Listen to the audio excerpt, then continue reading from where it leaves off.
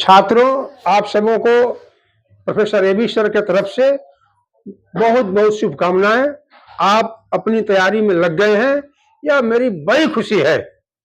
और अदम्य साहस और बुलंदी के साथ पढ़िए और 2026 बीतते बीतते कोई न कोई नौकरी ले लीजिए।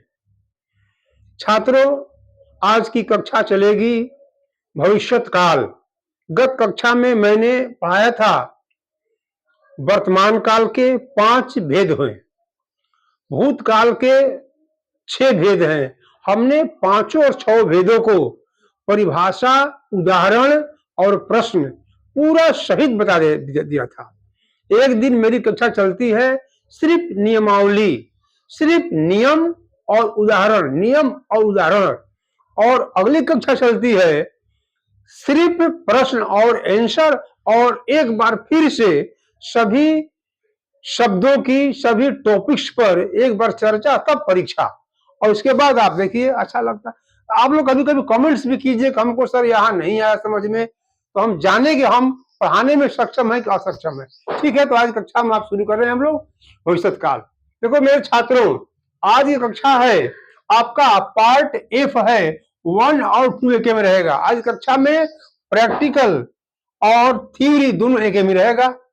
तो पहले हमने शुरू किया है थ्योरी पढ़ाने का।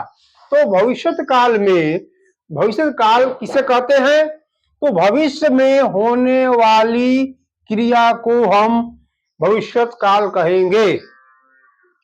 वैसे कार्य, वैसी क्रियाएं, वैसा काम जो भविष्य में होने वाला है या क्रिया होने वाली है, उसे हम भविष्यत काल कहेंगे। ये बहुत भारी नहीं है, आप 1 2 3 से पढ़ते आए हैं। चले आगे हम पढ़ें कि इसके कितने भेद हैं। तो आगे चले भाई। भविष्यत काल के 3 भेद हैं। कौन कौन से?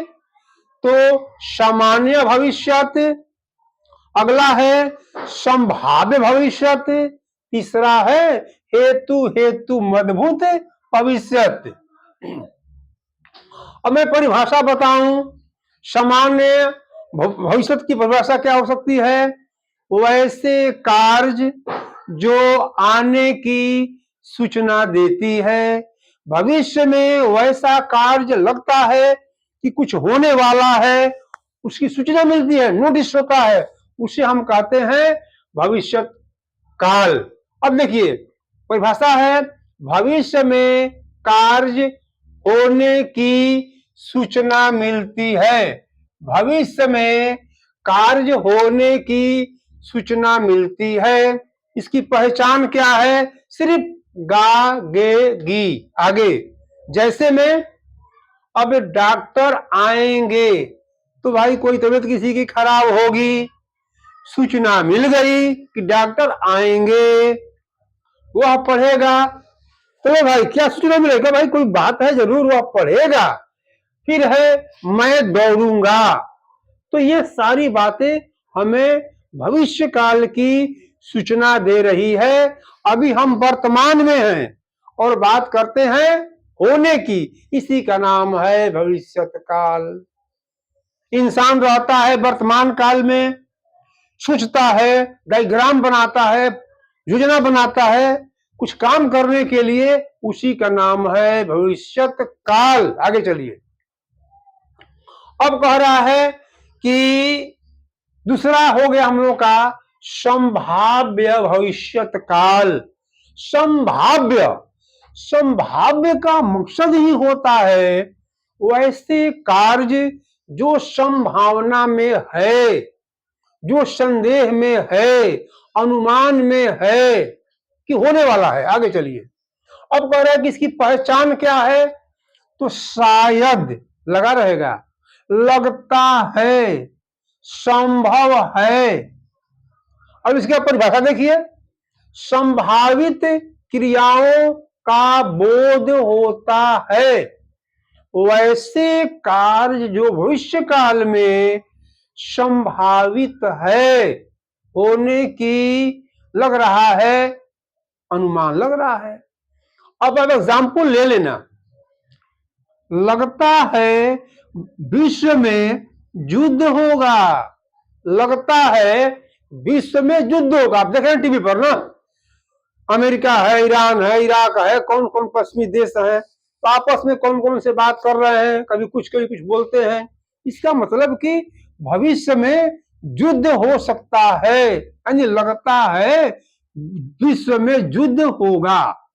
सेकेंड लाइन, संभव है कल वर्षा होगी। ऐसे मौसम देखते हैं, मौसम देख रहे हैं, बादल आकाश में घिरे हुए हैं, तो लगता है कि कल वर्षा होगी, संभव है कल वर्षा। आगे चलिए, शायद रजनीश घर में आए। ऐसा लगता है कि कोई आपका दोस्त है रजनीश नाम का लड़का, शायद रजनीश कल घर आए, इस संभावना व्यक्त कर रहे हैं।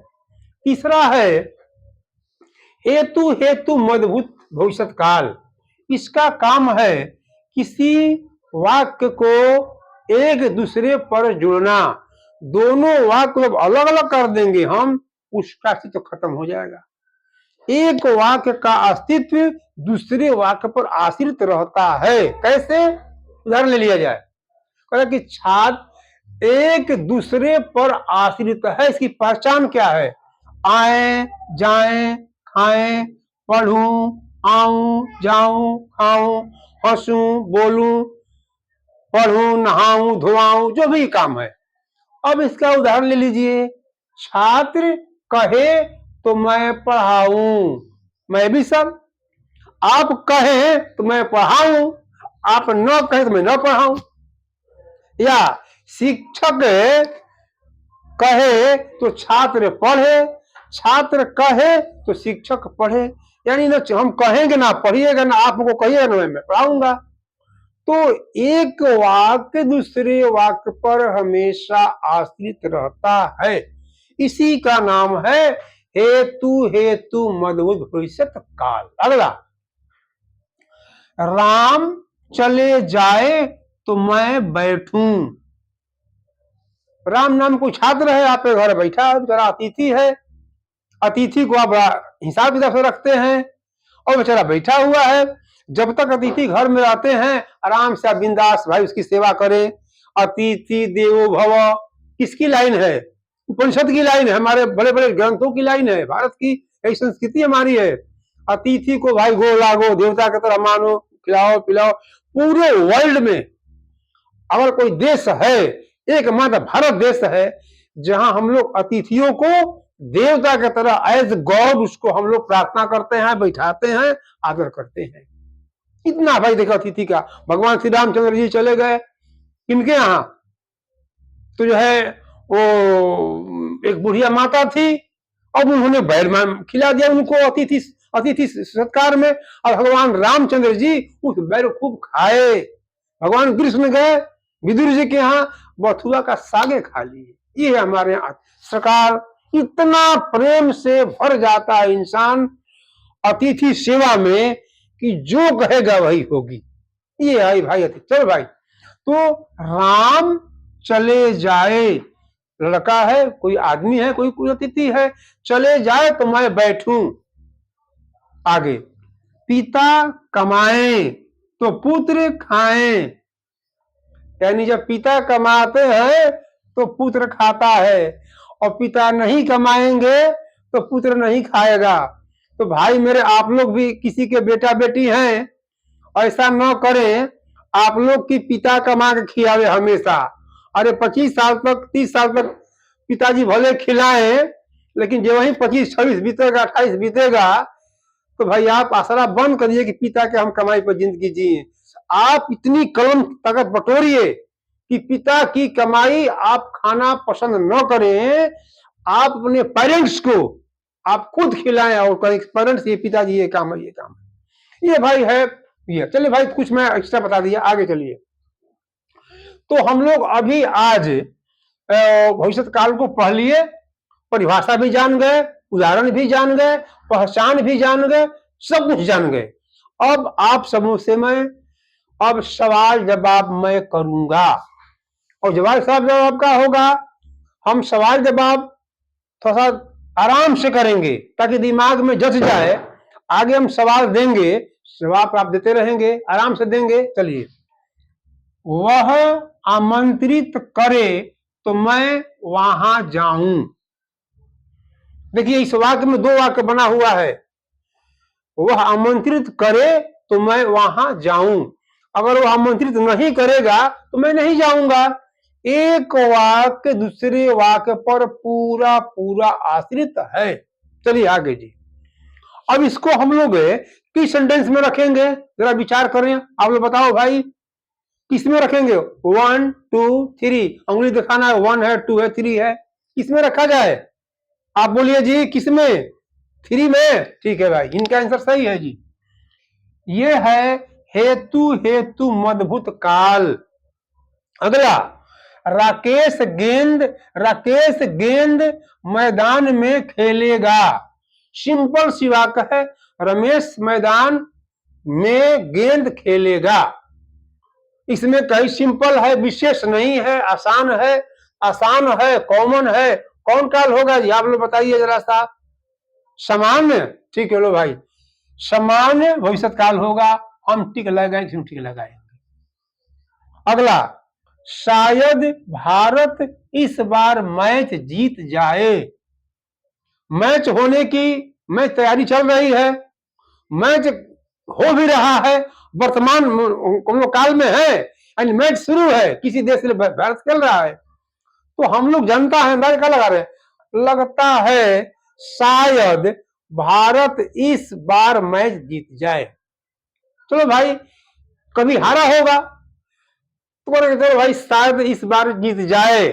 चलो, इसका किसमें है? संभावना कर रहा है, तो किसमें रखेंगे हम? पहला है सामान्य, संभाव्य और हेतु हेतु मजबूत, किसमें रखेंगे? दूसरा में। ये देखो भाई, इनका आंसर है संभाव्य भविष्यत काल।